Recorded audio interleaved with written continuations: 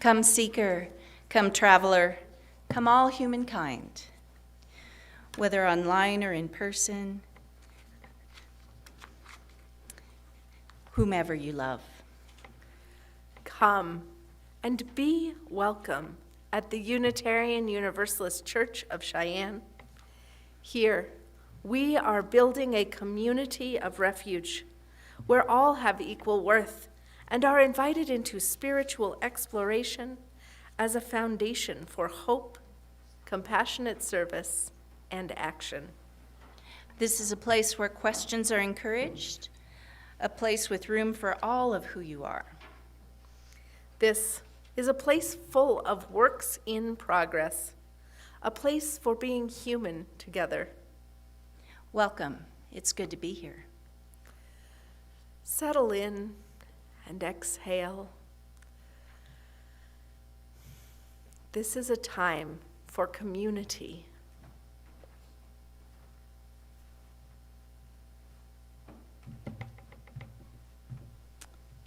Good morning. I'm Lori McGill, member of your Committee on Shared Ministry, here to welcome you to this church where we are on a shared journey to find meaning, connection, and community together. If you're new to us, please fill out a welcome card and drop it in the offering basket so we can share information about our activities and help find what nourishes your spirit here. There are note cards in your pew for writing your joys and sorrows for the pastoral prayer.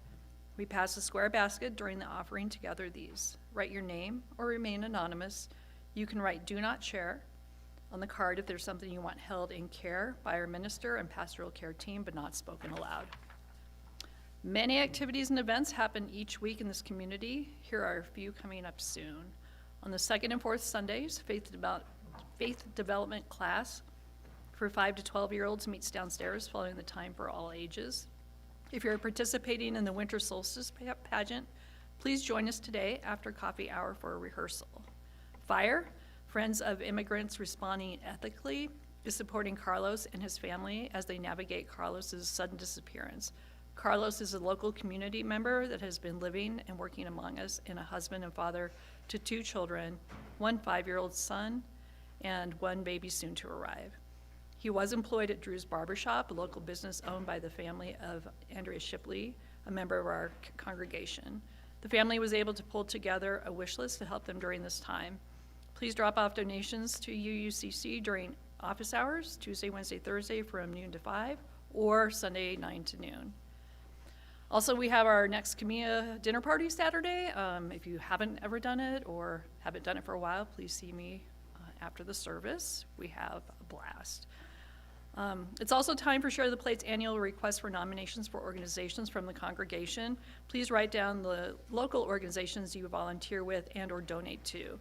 We will collect these papers from you at the end of the service today. Sunday, January 4th will be the day our congregation votes on their top choices. This month's Share the Plate partner is Wyoming Coalition for the Homeless, and just in time, forget. Not homeless. Too many people in my home, and I couldn't get them wrangled, sorry. So Christy Campbell spoke last Sunday, and what their big lift is many people that are homeless have no place to go during the day, especially when it's cold. And that's specifically, so you can stay at the Kamea shelter, but you can't be there from certain hours. So the Wyoming Coalition for the Homeless addresses those needs. And as it gets colder and colder, these days, and those are the biggest important parts that they come into play. The welcome mat is exactly what it sounds like. It's a place people can come during the day to step inside, warm up, have a meal, and feel human again.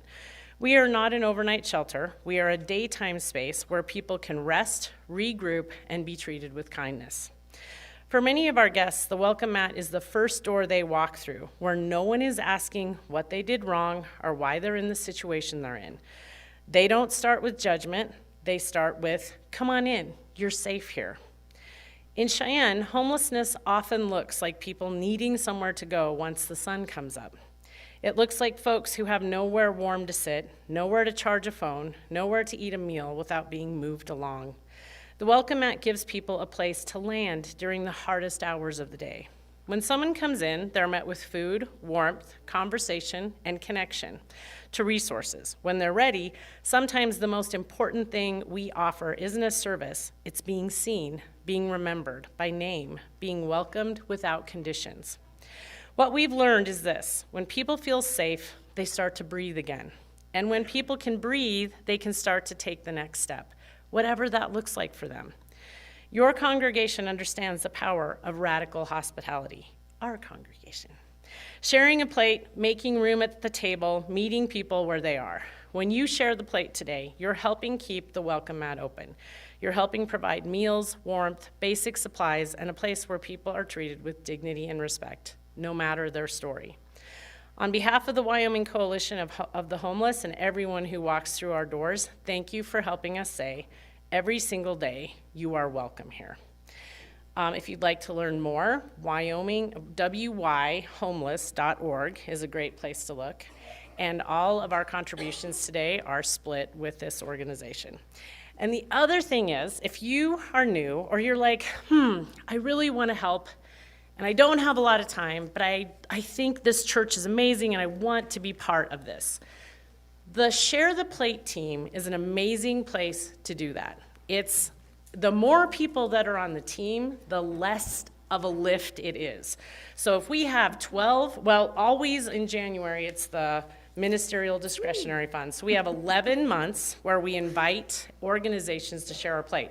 If we have 11 volunteers, you help one time in the year. And it's meeting that organization, getting a text message from them that you can read to all of you, just coordinating that. They can come one Sunday and you can speak for them another Sunday. It's a really easy lift and it's really important for a lot of people. So if you have time and you are interested, reach out to Carol Jean today because we're looking to build the team. The more there are, the less there is to do, okay? Thank you. Thank you.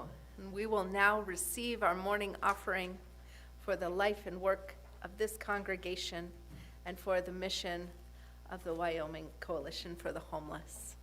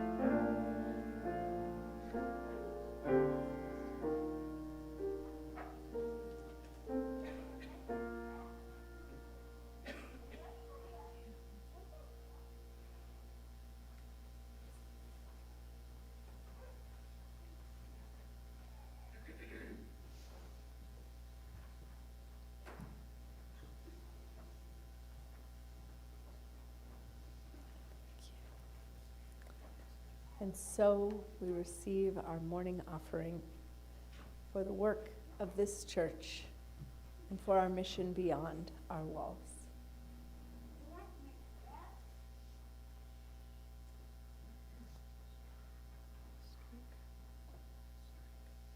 Oh, should be in the wall.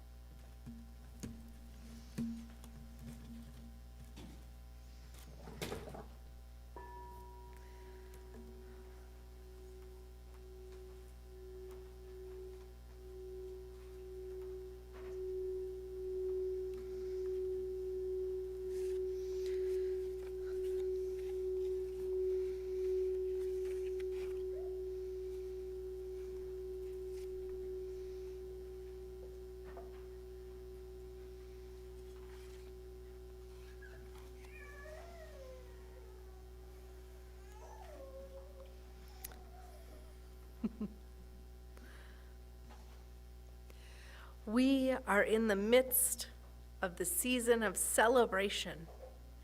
Celebrations of the birth of new hope, of the festival of lights, of the triumph of freedom. The darkness of the year shall soon lift as the time of light grows longer. We have gathered with an anticipation of hope for peace on earth and in our homes. We have gathered in this season of celebrations, seeking comfort to soften the pain and losses that our lives have suffered in the fast retreating year. And we have gathered to worship joyfully within this season of celebrations, with the tenderness and love of family and friends around us. Let us be embraced by the strength and power of this sacred space that we each bring as we create this beloved community. Let joy and sorrow join in the fullness of our living. Let the power and strength we embody join us together as we move through the seasons of celebration into a new year with a new vision of hope for peace on earth. So let us find our way into light once more and shine with the light of hope and courage and community that come again into our hearts as we retell our ancient tales, as we are together in worship. For our opening hymn, I invite you to take your gray hymnals and rise in body or in spirit to join us in singing number 347, Gather the Spirit.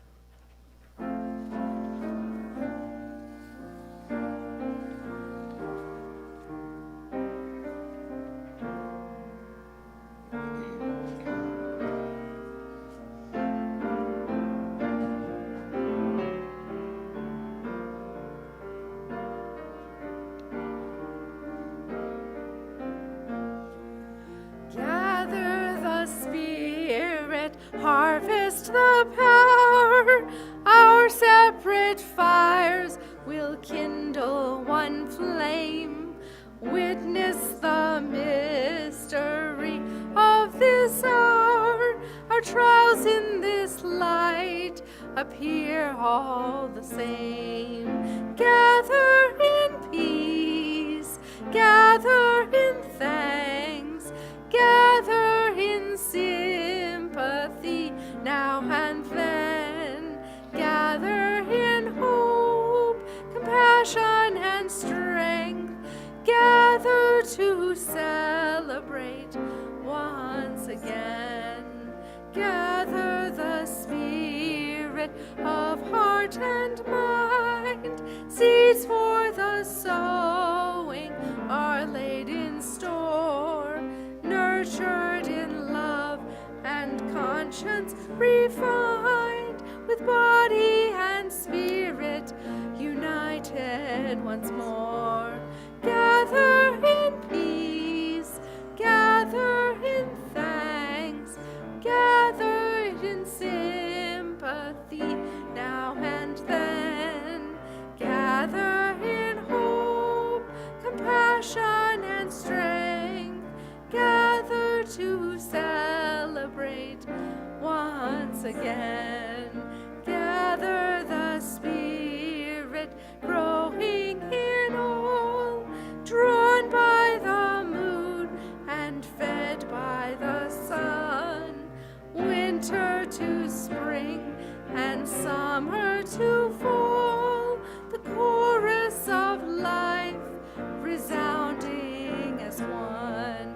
Gather in peace, gather in thanks, gather in sympathy now and then. Gather in hope, compassion, and strength. Gather to celebrate once again.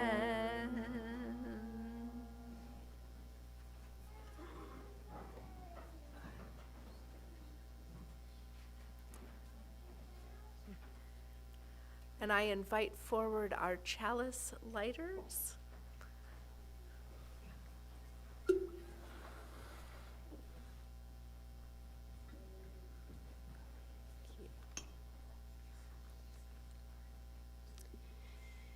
Our chalice lighting reading for today is by our own Elizabeth Barish Brown.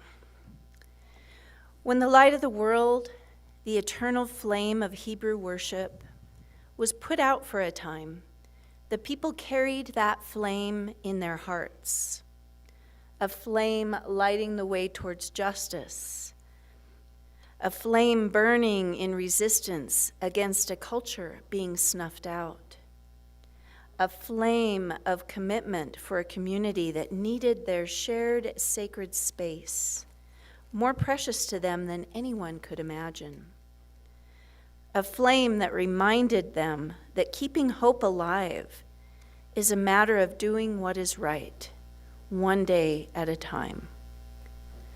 This holiday is meant as a reminder of solidarity with the oppressed, of committing and recommitting to our spiritual practices in hard times, of cleaning up and helping whenever disaster strikes, whether it is by mere weather or human-created pain.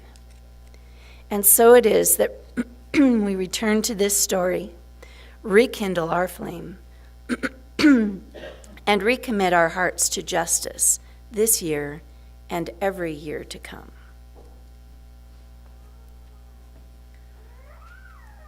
And this is the third week of Advent, the waiting time in the Christian calendar, where we begin to anticipate the celebration of the birth of Jesus.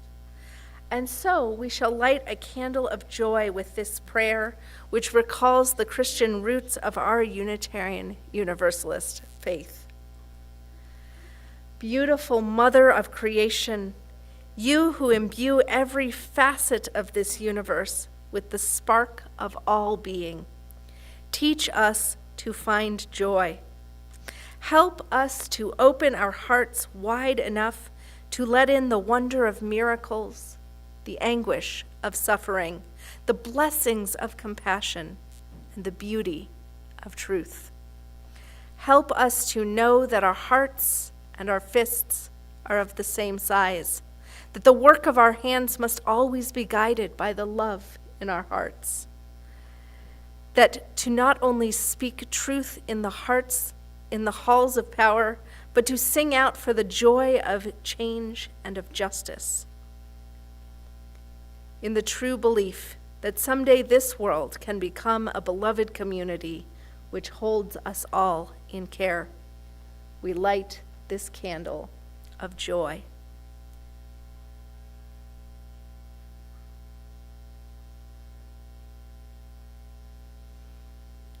Amen.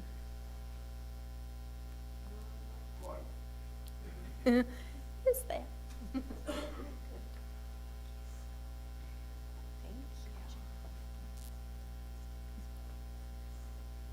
And now, one more reading.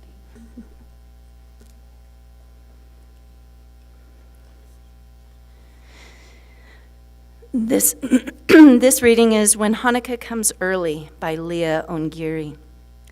Stories of guerrilla warfare and forbidden learning need witness by small flames that grow in number. We marvel at the miracles of oil and bodies and fry potatoes until it smells like the holy day it is. It's the first night of the rest of our lives. We could have assimilated, but instead we rededicate.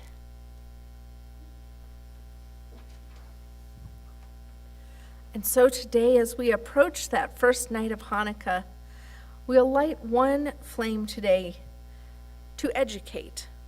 We are not beginning the Hanukkah celebration before its time, but showing in this sacred space the sacred practice done by our Jewish neighbors, friends, and congregants. In this space, we say the blessings as well to better understand the ways in which people honor the divine in this time of celebration. The following blessings are an interpretive translation of the Hebrew blessings.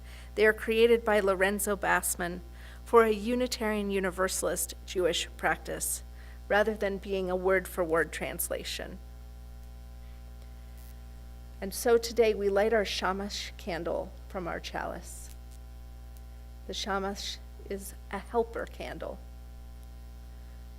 And we light our first candle with these words. Baruch atah Adonai Eloheinu melech haolam asher kidshanu b'mitzvotav v'tzivanu lehadlik ner shel Hanukkah. We honor the great mystery of the universe, the source of all, which deems everything sacred by its power to unite us and gives us the radiance that we bring forth together as we kindle the Hanukkah lights. Baruch atah Adonai Eloheinu melech haolam she'asa nisim lavotenu bayamim hahem bazman hazeh. We celebrate the spirit of life, wellspring of all that we perceive and imagine, as we look upon with reverence the wondrous great fortune which has been bestowed upon our ancestors throughout antiquity. And for the first night of Hanukkah, we sing, Baruch atah Adonai Eloheinu melech haolam shehecheyanu v'kiyemanu v'higiyanu lazman hazeh.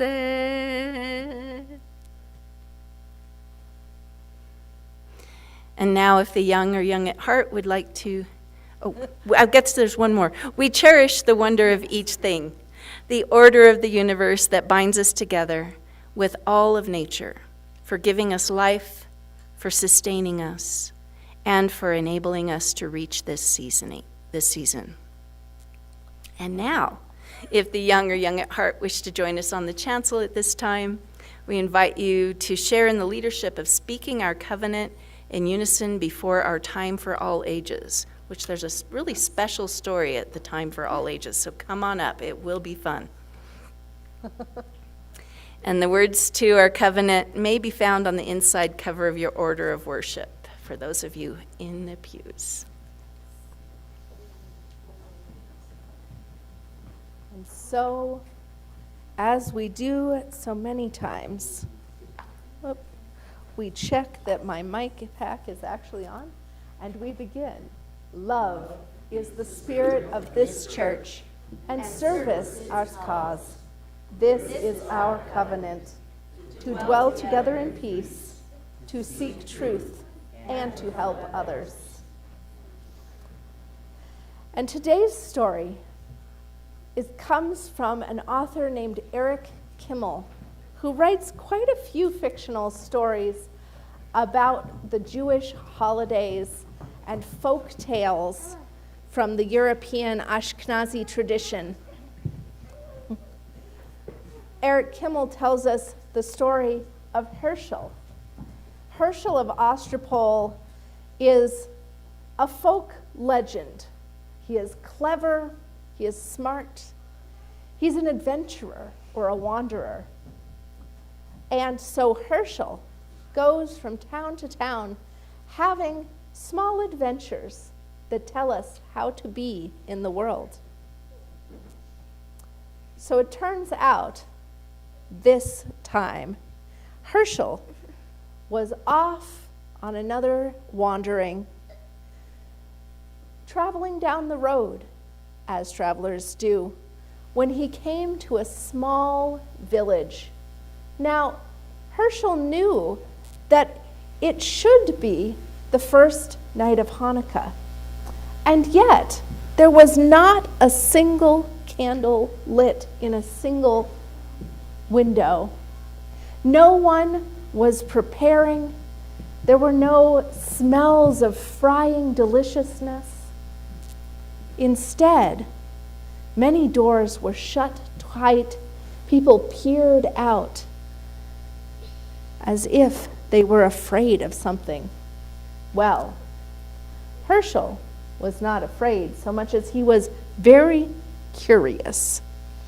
And so he asked the first villager he met, "What is happening? Why do you all not celebrate on this first night of Hanukkah?" The villagers said, "We never celebrate Hanukkah. We cannot, for goblins plague this town.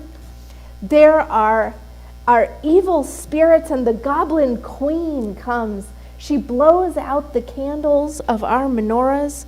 She splashes the oil around, and it is a danger to the people. And so we cannot fry latkes or sufganiyot, the delicious jelly donuts that are so common at Hanukkah time.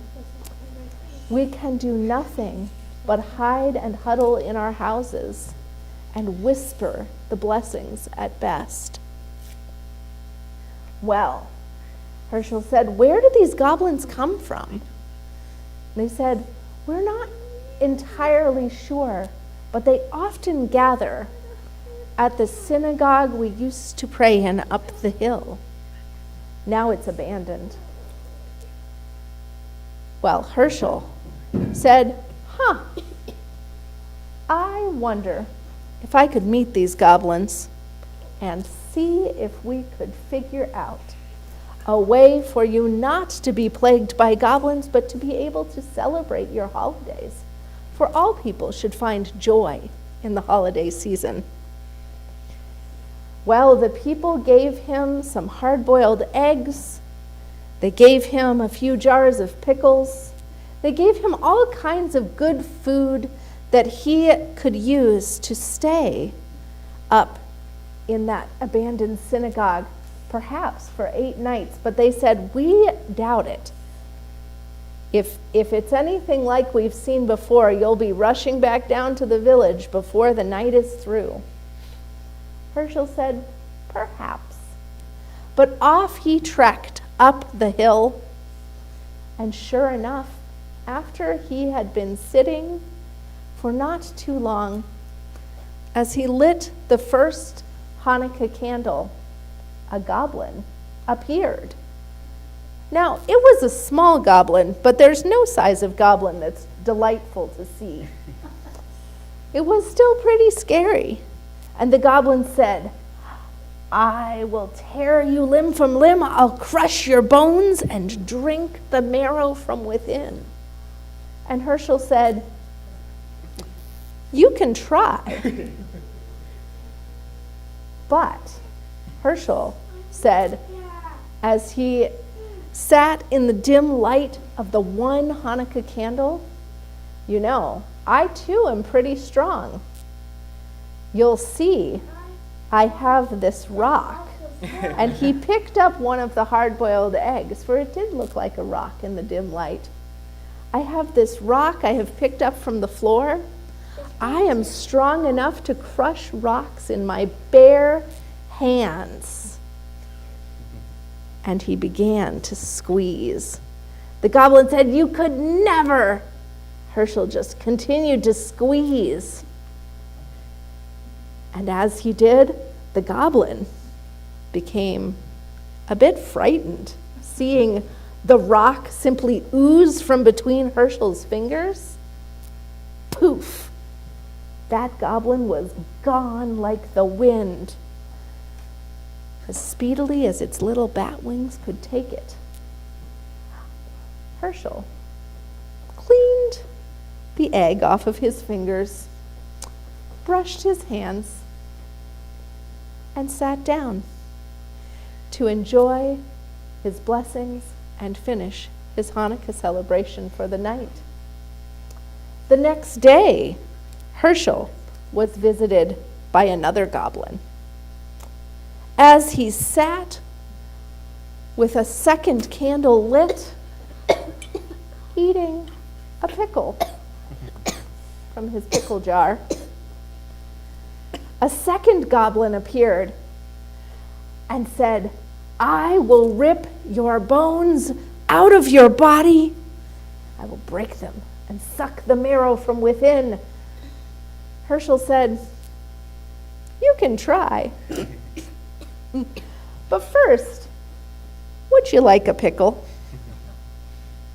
Now, if the goblin had been as polite as you and taken just one pickle, it would have been fine.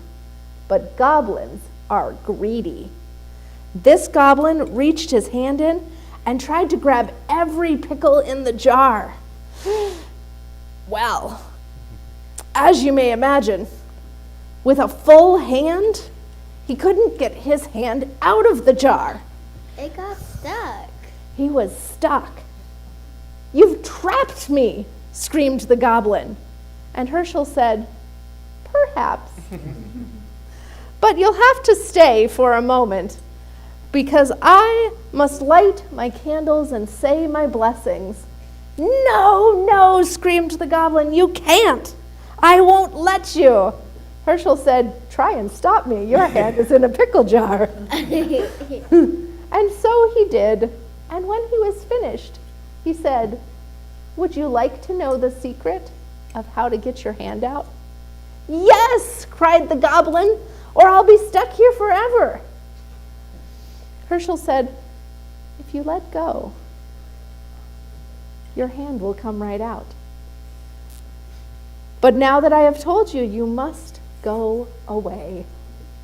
And the goblin went, screaming angrily and stomping his feet all the way. And so it was, day after day. One night, Herschel played dreidel with the goblins and stole half of the goblins' golden hoard. Another night, Herschel tricked the goblins into helping him light the candles. And on, the 8th night of Hanukkah came, and the Goblin Queen herself came to try and stop him from lighting the candles. Well, Herschel simply said, "Are you truly the Goblin Queen? I can't really see you here in this dim light.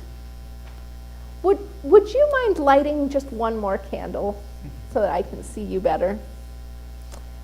The Goblin Queen took the shamash, lit a candle, and said, "Don't you believe me now?" "No," said Herschel. "I can't really see. You seem like any other goblin to me." She lit another candle. "How about now?" And a third candle, a fourth candle. Herschel still said, "Perhaps, but I'm not really sure. I'm sorry. These eyes are getting old." "Perhaps just a little more light." She lit a fifth, a sixth, a seventh, and on the 8th candle, Herschel said, "I can indeed see you, and I believe that you are the Goblin Queen. But now you yourself have lit all the Hanukkah candles, and so your spell is broken, and this village is free of the goblins forever." And so it was. Just a little courage, and a little heart, and a little bit of smarts, and Herschel was able to make a change forever. And to this day, that little village in Eastern Europe celebrates Hanukkah now and evermore. And now, I believe that it is time for all of our young at heart to either head to their seats or downstairs for our faith development classes. And do I have someone who might carry the flame down with us? Oh. Would y'all like to carry the flame? All right, thank you. And so we shall say goodbye and sing our children out. All right. Our children are like, we have been sung. We are out.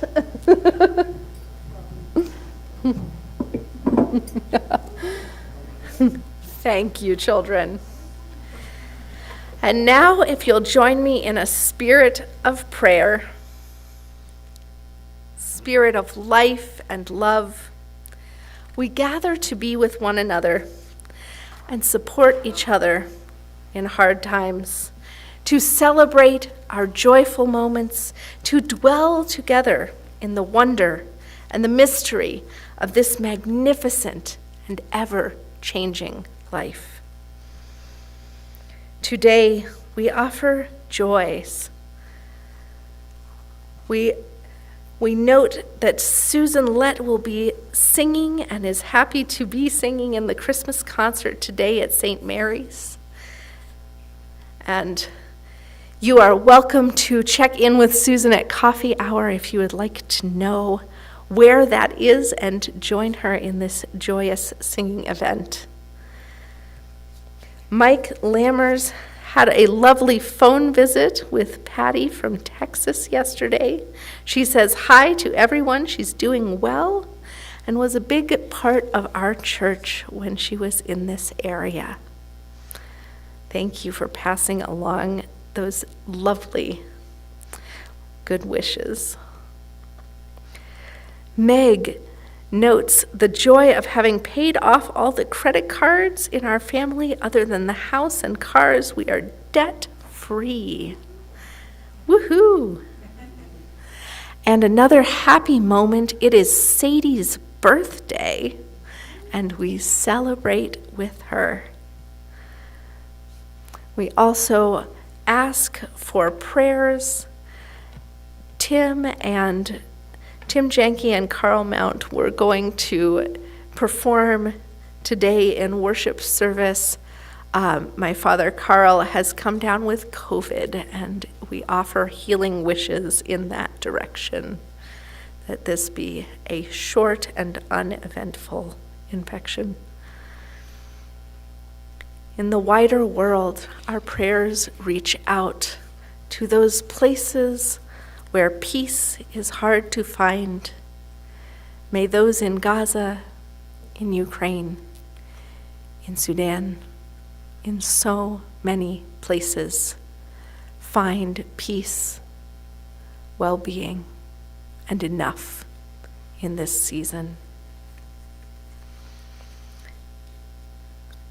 And as our weather shifts between warm and cold, between windy and still, may we also know that nothing lasts forever, that the earth turns and the light will come again.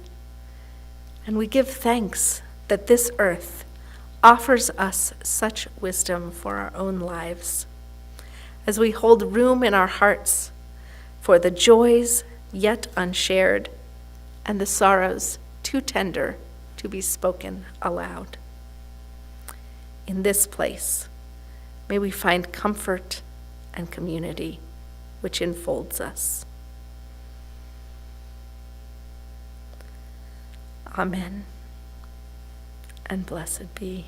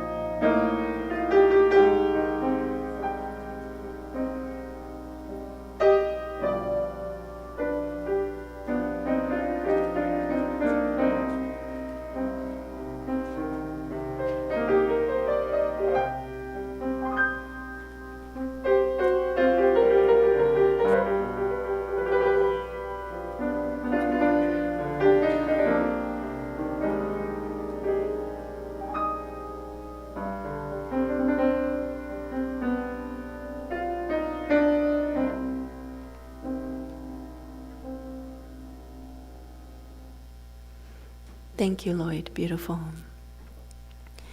Today's sacred message is by Lazora Jordan. It's taken from the Devar Torah delivered at the inaugural meeting of the Jews of Color and Allies Advisory Group. In the winter of 2020, she wrote, and you'll note that a lot of these words seem just as relevant today. As we begin to celebrate Hanukkah, I am comforted by the themes of creating light in the midst of darkness, rededication to the sacred, and resisting assimilation. This year has been a dark wilderness for many of us. Our collective complacency about living in a country where access to adequate health care, equitable distribution of wealth, protection of labor rights, and righting the wrongs of our nation's racism was shaken by stark reminders of the fragmentation these injustices have left behind. For many of us, it is challenging to enter into the darkest time of the year in the midst of one that has seemed darker than many of its predecessors. As human beings, we struggle to see the hidden sparks of divine light interspersed throughout the world. This year, many of us have found it harder to remember the presence of those sparks as we look out at the brokenness within our country and beyond. Yet as Jews, we are reminded of our responsibility to restore holiness by repairing that brokenness, ensuring that these sparks of divine light are no longer sequestered in fragmentation. As we begin our celebration of Hanukkah, we commemorate our ancestors' acts of restoring the holiness of the temple, and we ask ourselves what it means to resist assimilation. In a country where European ancestry places the majority of American Jews within the upper echelon of our nation's racial hierarchy, resisting assimilation means rejecting this hierarchy altogether in favor of eliminating racial injustice. Our country's inheritance of European colonization tells us that those with white skin and European ancestry should be centered in every part of society. Resisting assimilation means not just acknowledging the diversity of non-Euro-descended members of our global family, but decentering Euro-descendants and the white hegemony that pervades our Jewish communities. Each year, we reflect on what it means to hold a rededication to the sacred during the darkest season of the secular calendar. There will be times when the task of repairing the brokenness of racial inequity and inequality will seem daunting, if not impossible. As we light the shamash on the nights ahead, may we remember the miracle that one light can pave the way for the restoration of holiness in the midst of darkness, even when it seems impossible.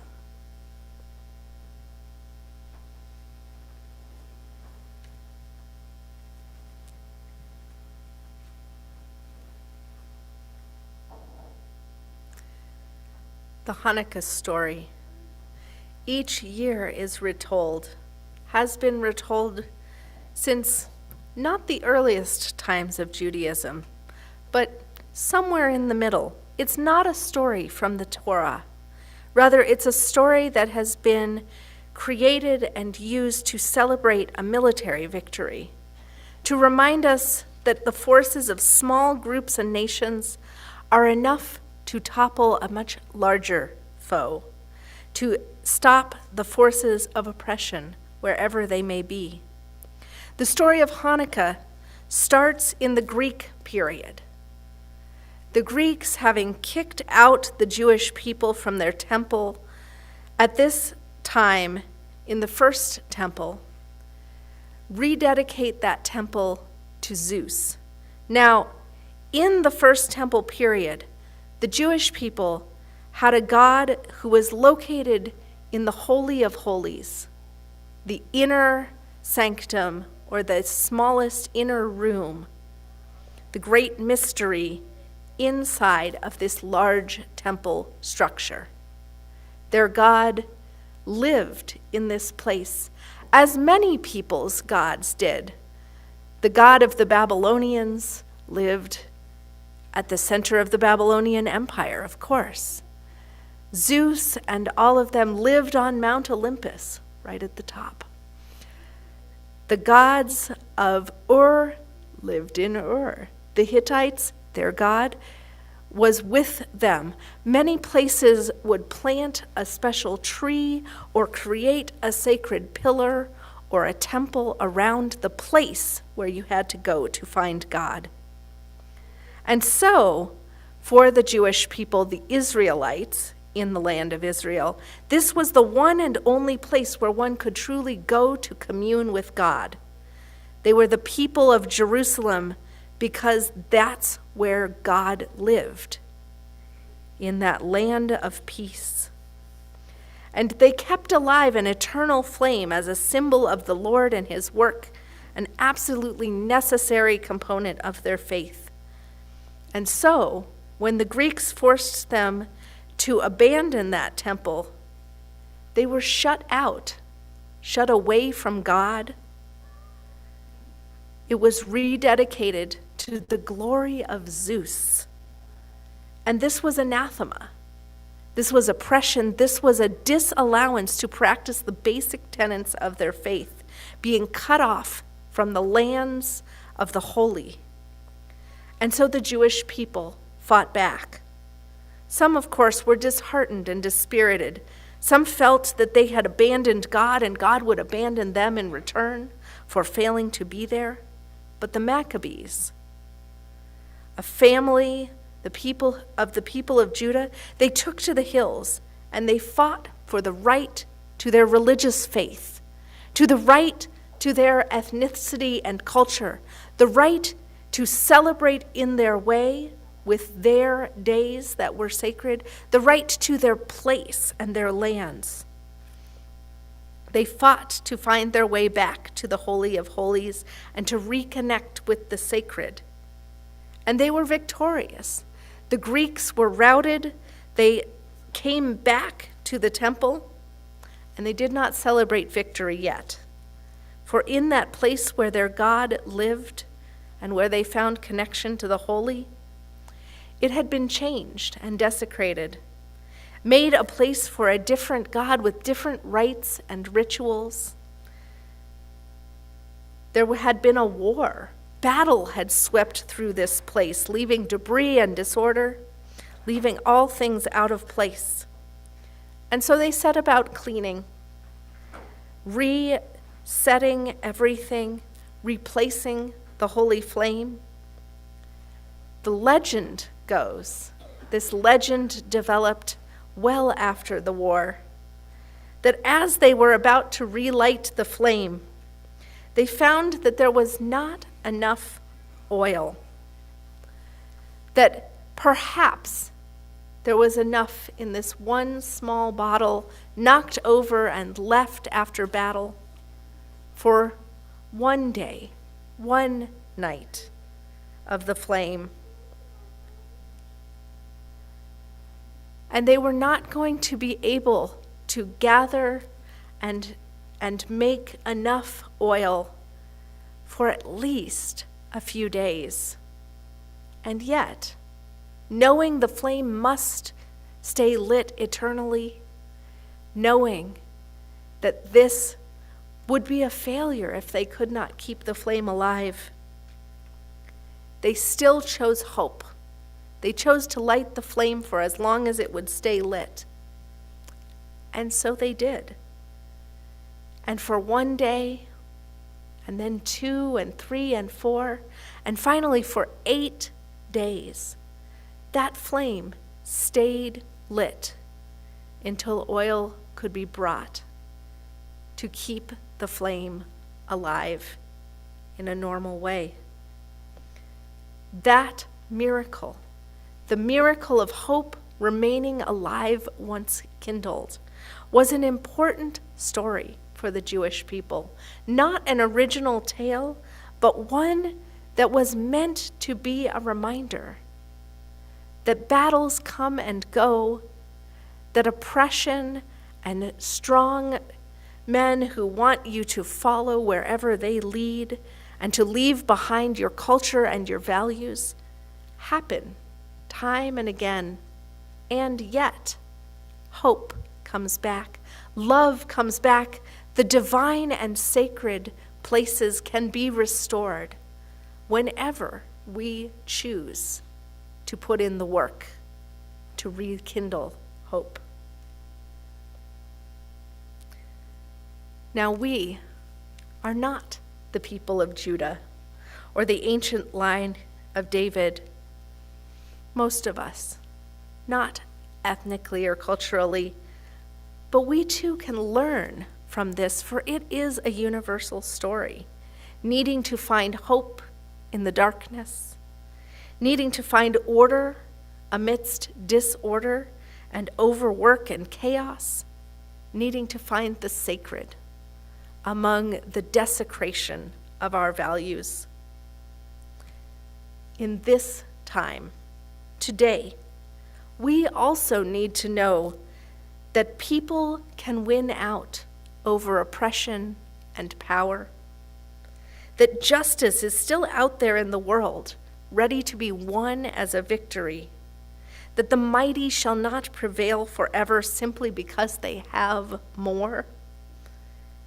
Like David in the face of Goliath, or Judah Maccabee in the face of the Greeks, like that little light in the face of all darkness.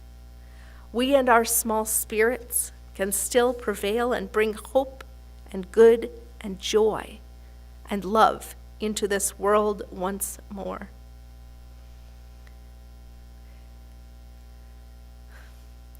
Right now, when we spend time scrolling our phones or watching the news, it can be hard to find our way back to hope, to see that good things are happening in the world as well. So we tell this story once more because we need this lesson. We need to know that bad things happen, that oppressive governments have always existed. This story pulls threads on so many of the things happening in this time, from the land back movements of indigenous people here fighting for their right to their own ancestral places to control over their own tribal lands. We can look at structures of power and the forces of capitalism holding wealth and artificial intelligence and predictive models to extract every last penny from your wallet, making you work and overwork for less and less buying power. We can look at the tide of immigration raids, all of the concentration camps being set up, the detainment centers within this country set up and expanded, and know that this too is suppression of ethnicity and culture. This racial injustice is like what we hear of in this story.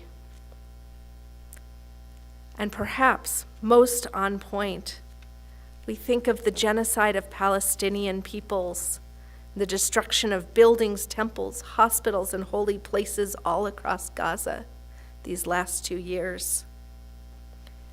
In this year, there are so many places and peoples to think of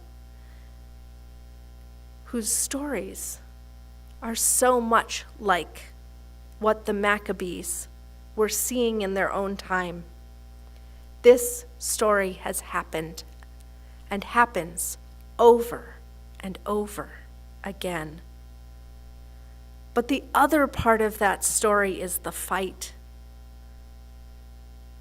That again and again, small groups of people commit to their values and ethics, to what is holy and sacred in their lives, when we speak our covenant, when we say we shall dwell together in peace and seek the truth in love, that is our commitment to the fight, to hold what is right and good in our hearts ahead of what is convenient or lets us get by. There are so many places to hook into, and so each night of Hanukkah, I hope you, like I will be doing, might take a moment these next 8 nights and think, what is it that you recommit to? What will you rededicate in your heart? What is the small good that you have done in this day? What is the small good that you can do tomorrow? Because that is what happens at Hanukkah. We get together and we celebrate, and each night that light grows as we remember together that a small group turns into a community, turns into a people, turns into all of us recommitted together to doing the next right thing. Clean the temple, light the lights in your home, in your heart. We can sweep them clean of hate and division. We can sweep out the creeping darkness of depression or grief and find the conviction that we can make the changes.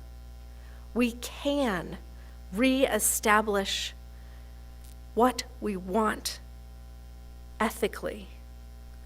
Once we have swept it all clean, we can rekindle truth, courage, conviction that burns within each of us and be guided once more by love and by our values.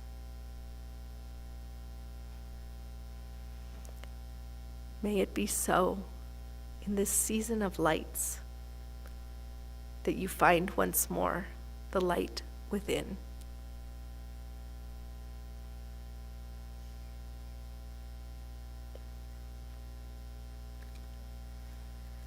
And so as we close, let us rise in body or in spirit, and in our gray hymnals turn to hymn number 131 as a reminder that love will guide us, that we will find our way.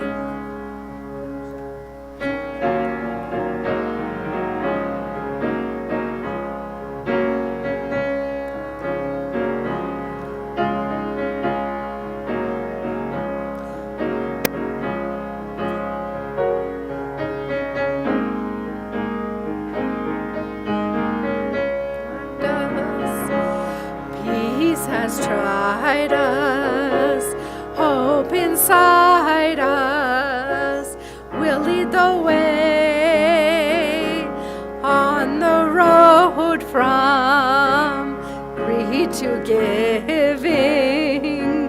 Love will guide us through the hard night.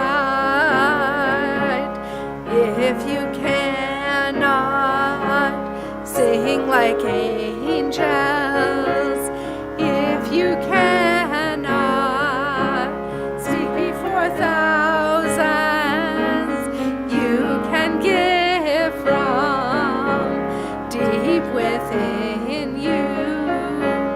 You can change the world with your love. Love will guide us. Peace has tried us. Hope inside us will lead the way on the road from greed to giving.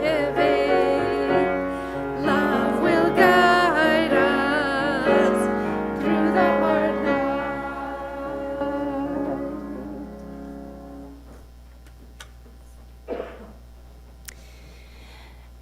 And now please remain standing as we extinguish our chalice flame and speak together the words in our order of service. We extinguish this flame, but not the light of truth, the warmth of community, or the fire of commitment. These we carry within our hearts until we are together again. And so, in this week ahead, may you be guided by love. May you find what rekindles the sparks in your soul, what brings you back to what is sacred in your life. And may you always use your smarts to defeat the small goblins that would dissuade you from this holy work. Blessed be.